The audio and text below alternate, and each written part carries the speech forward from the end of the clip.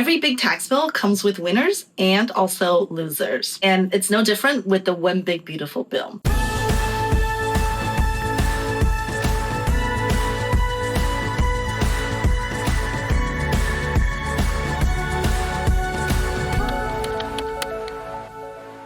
Some people are going to be walking away with big money in the bank, while others are left to foot the bill. And let's break down who the winners are and who the losers are so you know where you stand. The One Big Beautiful Bill is just like it sounds. It's very big and it's all encompassing. It impacts people of different income types. It impacts people of different income levels, and it also impacts businesses and real estate investors from small to large. So today I'm going to walk you through the facts, no fluff, just the things that you'd want to know on who the winners and losers are.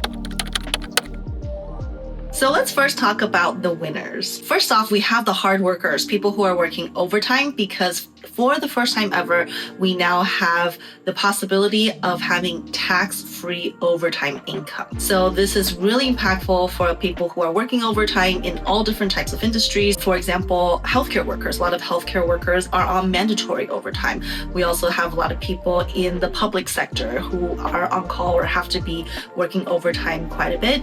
And for the first time ever, part of that income could potentially be tax-free. So if you work overtime income and you're a single person, up to $12,500 could potentially be tax-free, or if you're married, up to $25,000 could potentially be tax-free. So a clear winner here. Also, another winner are people in the service industry or related industries that earn tips. For the first time ever, tip income could potentially be tax-free as well. In fact, up to $25,000 of tip income could potentially be tax-free.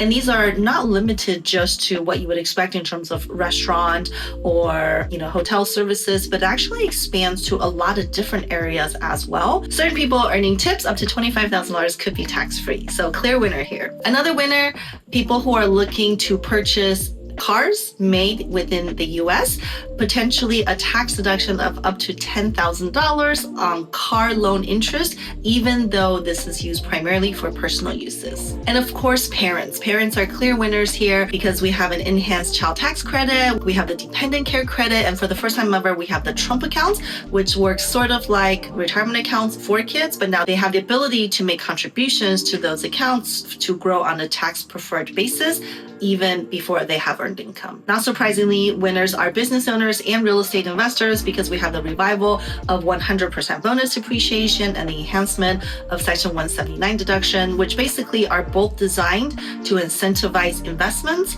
and business building. Another clear winner, the super wealthy. What the One Big Beautiful Bill did was to permanently increase the estate exemption, which means for people who are very wealthy, there's a higher dollar amount of assets that could be passed down to the next generation without having to pay estate taxes. Another clear winner are people who are charitable minded. Now we have the ability to deduct additional charitable donation deductions that was not available previously. Another clear winner here under the One Big Beautiful Bill are educators. We can now take an above the line deduction for up to $300,000 for expenses for our educators, and that now extends beyond the classroom. So now sports educators and administrators can take advantage of some of those same tax benefits too.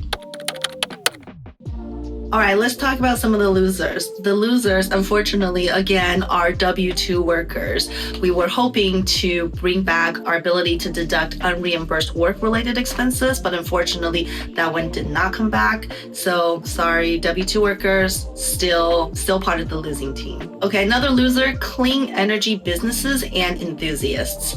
So with the One Big Beautiful Bill, a lot of the previously available tax benefits for clean energy and solar are going to be expired. So a clear loser in this tax bill. Another category that I will put in the losers bracket for the One Big Beautiful Bill are people from high taxing states. Although the One Big Beautiful Bill increased our tax deduction for state taxes and primary home property taxes, there is still a cap for deductions beyond $40,000. So if you're someone who lives in a high taxing state or has high primary home property taxes, there's a little bit of a win, but I would still put that in the loser category because there's still a ceiling in terms of how much could be written off. There's one section of the One Big Beautiful Bill that makes everybody a winner, whether you're low income or high income, whether you make tips or not, and that is making permanent the current lower tax bracket. So that's a winner in my books for everybody who is a taxpayer. Every tax bill has winners and losers. So after knowing all this, which side do you think you fall under?